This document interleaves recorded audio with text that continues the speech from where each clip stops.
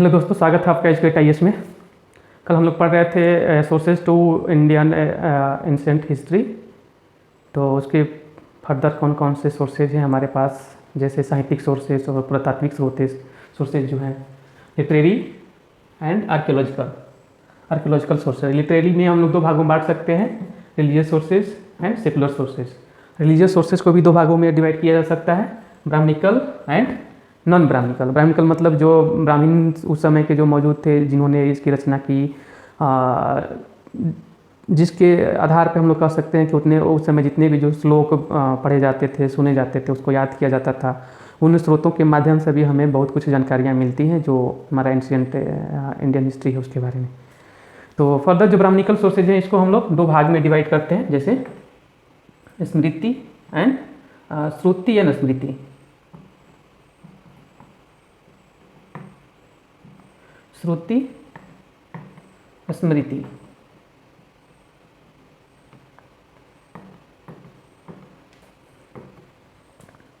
श्रुति and Smriti. Shruti मतलब जो उस समय सुना गया था, जिसको सुन के लिखा गया था।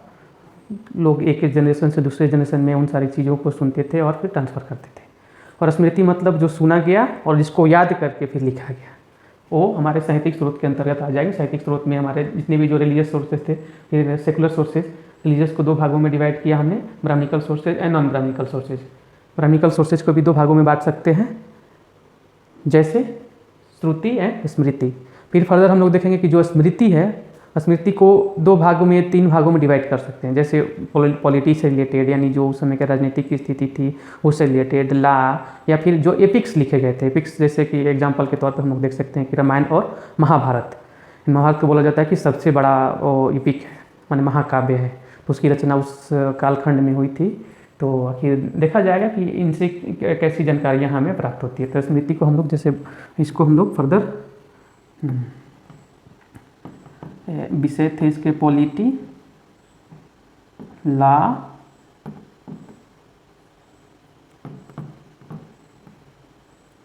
और बहुत सारे जो इपिक्स लिखे गए थे,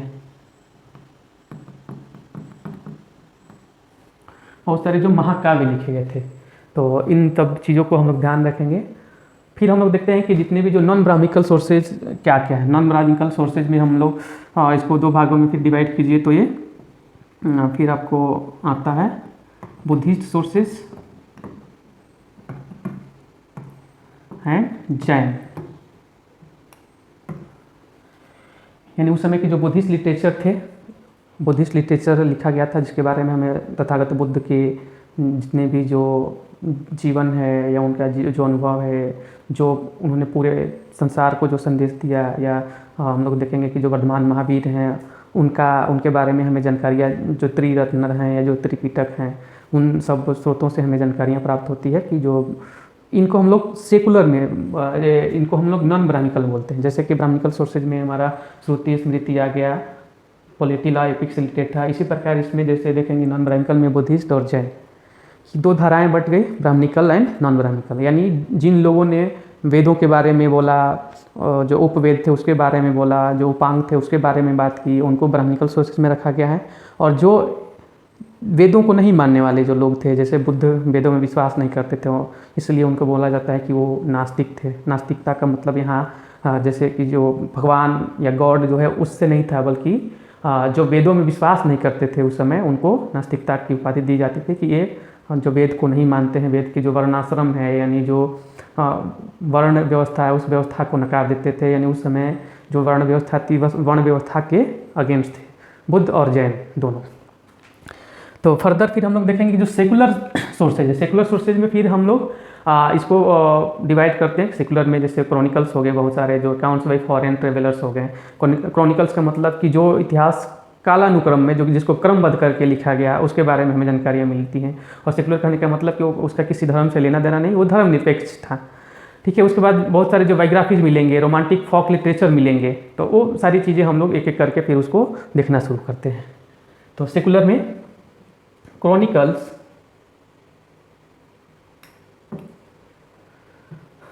सेकेंड है आपको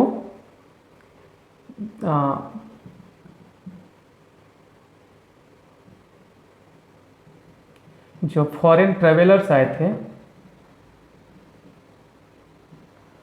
जैसे एग्जाम्पल के तौर पे हम लोग इत सिंह का देख सकते हैं, इत सिंह, बेन सांग,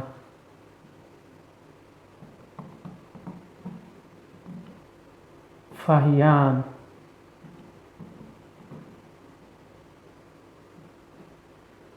तो ये जितने भी जो फॉरेन ट्रेवलर्स आए थे उस समय, फिर और देखेंगे कि जो वो मेगास्थनीज भी आया था भारत में, तो उन लोगों ने, उन विदेशी यात्रियों ने भारत के बारे में, प्राचीन भारतीय इतिहास के बारे में कौन कौन से लेखा जोखा दिए हैं, उसके बारे में फिर हम लोग फर्दर डिस्कशन करेंगे। और बहुत सारे बायोग्राफीज लिखे गए यानी जो उस समय के राजा महाराजा थे, बायोग्राफी लिखे गए उसके बारे में, या फिर जो रोमांटिक फॉक सॉन्ग थे, रोमांटिक फॉक सॉन्ग मतलब इतने सारे पोएम्स लिखे गए, गीत लिखे गए उस समय, उस पोएम्स को लोग लिखते थे, उसी चीज़ को फिर फर्दर गाते भी थे घूम घूम के। अभी भी गांव देहातों में वैसी चीज़ें जो अवेलेबल थी, जो गवई गीत जिसको हम लोग बोल सकते हैं, जो विलेजेज में दूर दराज के जो रिमोट एरियाज में वहाँ भी गाए जाते हैं, खास करके जो ट्राइबल्स लोग होते हैं उनका जो कल्चर है वो culture, that culture is far different from that of main stream. तो इन सारी चीज़ों के बारे में फर्दर हम लोग डिस्कशन करेंगे, एक एक चीज़ों को एकदम डिटेल्ड में हम लोग डिस्कशन करते हैं। तो नेक्स्ट पे हम लोग देखते हैं कि ये हमारा हो गया कि जो लिटरेरी सोर्सेज को दो भागों में बांटा गया, रिलीजियस एंड सेकुलर। रिलीजियस को Brahmanical and non Brahmanical. Brahmanical मतलब जो वेदों में विश्वास करते थे और जो वेद को सर्वोपरि मानते थे, और उससे रिलेटेड जितना भी अकाउंट्स उनके पास अवेलेबल था, जितने भी जो साहित्यिक चीज़ें अवेलेबल थी चाहे वो श्रुति के रूप में है, यानी जो सुन के लोगों ने उस चीज़ को एक जनरेशन से दूसरे जनरेशन पहुंचाया, या फिर उस चीज़ को याद किया, सुना, फिर उस चीज़ को याद किया, फिर फर्दर वो श्लोक के माध्यम से, गद्य पद के माध्यम से, यानी कविताओं के माध्यम से, श्लोकों के माध्यम से फिर वो नेक्स्ट जनरेशन को ट्रांसफ़र जो जानकारियाँ थी वो करते रहे। और नॉन ब्राह्मणिकल सोर्सेज में जैसे जो बुद्धिस्ट और जो जैन टेक्स्ट हैं, इन सारी चीज़ों से हमें जानकारियाँ मिलती हैं। नॉन ब्राह्मणिकल कहने का सेंस यहाँ ये है कि जो वेदों में विश्वास नहीं करते थे, जो ब्राह्मणों के बनी हुई जो व्यवस्था थी उसके अगेंस्ट में हो गए थे, जो जाति वर्ण व्यवस्था थी उस समय, उस वर्ण व्यवस्था के खिलाफ हो गए थे, जिन्होंने आंदोलन जो ईश्वर आत्मा परमात्मा था उसमें। हम लोग देखेंगे कि फिर बुद्धिज्म में और जैनिज्म फिलोसफी में फिर फर्दर क्या डिफरेंस रहा है, कि बुद्ध जो है ईश्वर को भी नहीं मानते हैं, आत्मा को भी नहीं मानते हैं, परमात्मा को भी नहीं मानते हैं। जैनिज्म जो है, जैन में जितने भी जो जैन फॉलोअर्स हैं वो आत्मा को मानते हैं, ईश्वर को नकार देते हैं कि नहीं, कोई ईश्वर नहीं है लेकिन आत्मा है, ऐसा उन लोगों का मानना है कि एक जो जीव है वही जो जीवात्मा है। तो ऐसा फिर इनके जब इन पे हम लोग आएंगे कि जो बुद्ध थे उनका काल क्रम कब से स्टार्ट होता है, महावीर जैन का कब से स्टार्ट हो गया, उनको किन साहित्यों के माध्यम से, किन सोर्सेज के माध्यम से उनके जीवन के बारे में हमें, जैसे जो बुद्धिस्ट जो लिटरेचर है वो त्रिपिटक है, त्रिपिटक से उनके बारे में जैसे विनय पिटक, अभिधम पिटक, सुत्त पिटक, ये जो तीनों पिटक हैं, उसी प्रकार जो त्रिरत्न है, त्रिरत्न के माध्यम से हमें जैन के जो महावीर जैन है उनके बारे में जानकारियाँ बहुत सारी मिलती है। तो इन सारी चीज़ों को हम लोग फिर डिटेल में देखेंगे। ब्राह्मणिकल सोर्सेज में हम लोग देखेंगे कि जो वेद थे, जैसे आपको जितने भी जो ऋग्वेद सबसे पुराना वेद जिसको बोला जाता है ऋग्वेद, उसके बाद फिर सामवेद, यजुर्वेद एंड अथर्ववेद, जो 4 वेदास थे। फिर बाद में और भी इन चीज़ों को फर्दर डिवाइड किया गया कि उसके जो उपनिषद आ गए, उपनिषद का मतलब वेदांग जिसको बोला जाता है, वेदांत जिसको बोला जाता है, कि जिसको वेदों में बाद के जितने जो वेद में जो बाद वाली जो चीज़ें हैं उनको उपनिषद बोला गया। तो इन सारी चीज़ों को देखेंगे कि उन सारी उपनिषद से हमें क्या जानकारी मिलती है, वो पॉलिटी के बारे में, लॉ के बारे में, या फिर जो जितने भी जो इपिक्स हैं उसके बारे में कौन कौन सी जानकारियाँ हमें प्राप्त होती हैं, और उस समय का जो पॉलिटिकल सिचुएशन कैसा था, लोगों का रहन सहन कैसा था, जो सामाजिक व्यवस्था थी वो कैसी थी, उन सारी चीज़ों से हम लोग अवगत होंगे धीरे धीरे करके। ओके, नेक्स्ट हम लोग चलते हैं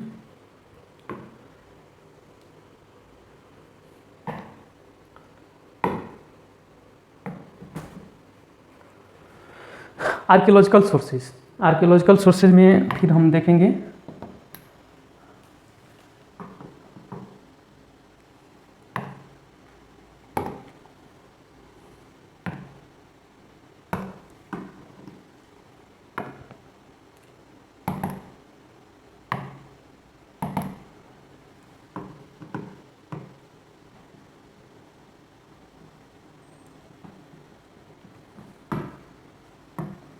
आर्कियोलॉजिकल सोर्सेज। आर्कियोलॉजिकल सोर्सेज में फिर फर्दर हम लोग इस चीज़ को जब देखते हैं तो बहुत सारे जो आर्टिफैक्ट्स हैं, यानी जो कलाकृतियाँ खास करके जो इंडस वैली सिविलाइजेशन से हमें प्राप्त होती है, जो पॉटरीज मिलते हैं, यानी जो बर्तन उस समय के मौजूद थे वो मिलते हैं। उसके बाद बहुत सारे जो मॉन्यूमेंट्स मिलते हैं, यानी देखा जाता है कि जो सिटाडेल थे और बड़ी बड़ी बिल्डिंग्स थी जो एक 90 डिग्री पे जो रोड थे वो बने हुए थे। एक जो पहली अर्बनाइजेशन जिसको बोला जाता है, first urbanisation in ancient India. तो इंडस वैली सिविलाइजेशन के बारे में बहुत सारी जानकारियाँ हमें आर्कियोलॉजिकल सोर्सेज के थ्रू मिलता है। तो इन कौन कौन से आर्कियोलॉजिकल होते हैं, जैसे बहुत सारे जो इंस्क्रिप्शंस मिले हैं, यानी जो अभिलेख मिले हैं, जो तांबे पे लिखा गया जो सारी चीज़ें हैं, या फिर जो पिलर्स थे उन पिलर्स पर लिखे गए, जो खास करके हम लोग जो अशोकन पीरियड आएगा, जो मौर्यन पीरियड आएगा, उसमें हम लोग देखेंगे कि अशोका ने बहुत सारे जो स्तंभों का निर्माण करवाया था। और सिक्के उस प्रकार जो कॉइन्स थे कैसे चलते थे, और उनसे हमें वहाँ की जो पॉलिटिकल, सोशियो पॉलिटिकल या फिर जो रिलीजियस जो इन्फॉर्मेशन है, कौन कौन सी जानकारियाँ हमें मिलती हैं, इन सारी चीज़ों को हम लोग फिर डिटेल में देखेंगे। तो आर्कियोलॉजिकल सोर्सेज में हम लोग देख सकते हैं कि सबसे पहला चीज़ हमारा जो होगा वो आर्टिफैक्ट्स। आर्टिफैक्ट्स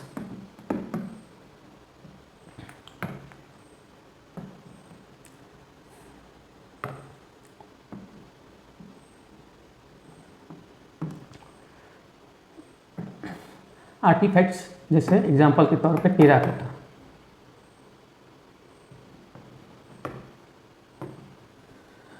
टेराकोटा ले सकते हैं हम लोग।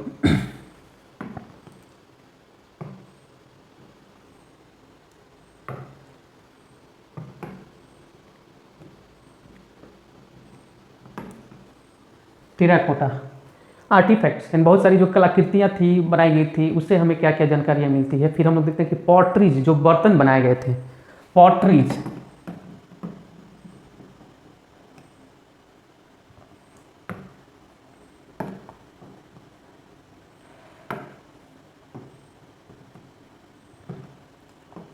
पॉटरीज यानी जो बर्तन बनाए गए थे, बर्तन थे उस प्रकार। फिर हम लोग जो मॉन्यूमेंट्स थे, जो बड़े बड़े बिल्डिंग्स थे,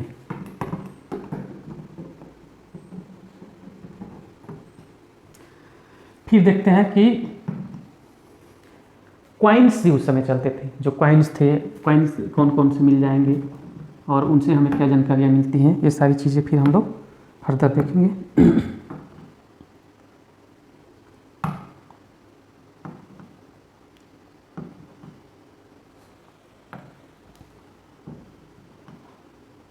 क्वाइंस, और एक चीज़ और ऐड करना चाहें तो हम लोग ऐड कर सकते हैं इंस्क्रिप्शंस।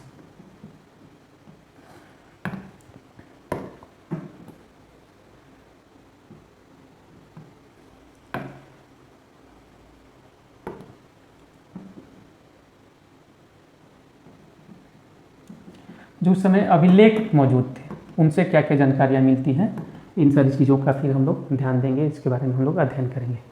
तो अब तक हमने सोर्सेज में क्या देखा, first literary sources, second archaeological sources. Literary sources को भी दो भागों में बांटा गया, पहला रिलीजियस, दूसरा सेकुलर। रिलीजियस को भी जो धार्मिक स्रोत थे, धार्मिक स्रोतों को भी दो भागों में बांटा गया, जो ब्राह्मणिकल स्रोत थे और नॉन ब्राह्मणिकल।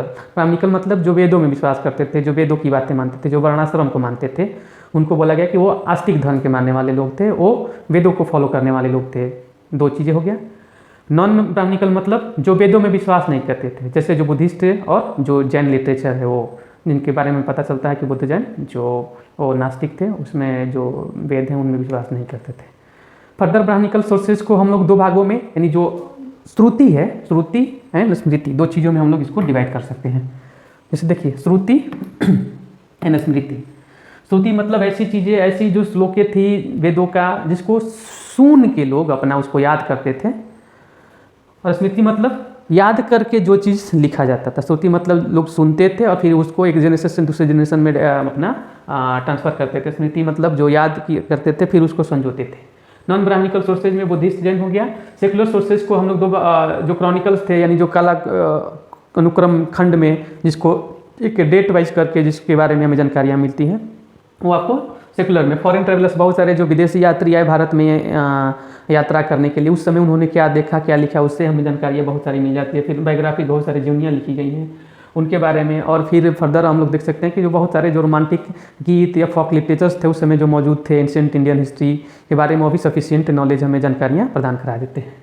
फिर हम लोग देखते हैं कि आर्कियोलॉजिकल सोर्सेज में हमें क्या क्या प्राप्त होता है। तो आर्कियोलॉजिकल सोर्सेज में सबसे पहला है artefacts, potteries, monuments, coins, inscriptions, यानी जितनी भी जो कलाकृतियाँ थी, जैसे टेराकोटा था एकदम उसका साइज जो पका हुआ आपको ईंट जो मिलता था उस समय। पॉटरीज बहुत सारे बर्तन मिलते थे जिसके बारे में जो घड़े होते थे, घड़े टाइप के होते थे, उन सारी चीज़ों से भी हमें जानकारियाँ प्राप्त होती है। नेक्स्ट जो बड़े बड़े बिल्डिंग उस समय बनाए गए थे उससे जो कॉइन्स थे और इंस्क्रिप्शन थे, इन सारी चीज़ों से, इन सारे स्रोतों से हमको एंशिएंट इंडियन हिस्ट्री के बारे में पर्याप्त जानकारी मिल जाती है। तो आज इतना ही रहने देते हैं। थैंक यू, कल मिलते हैं।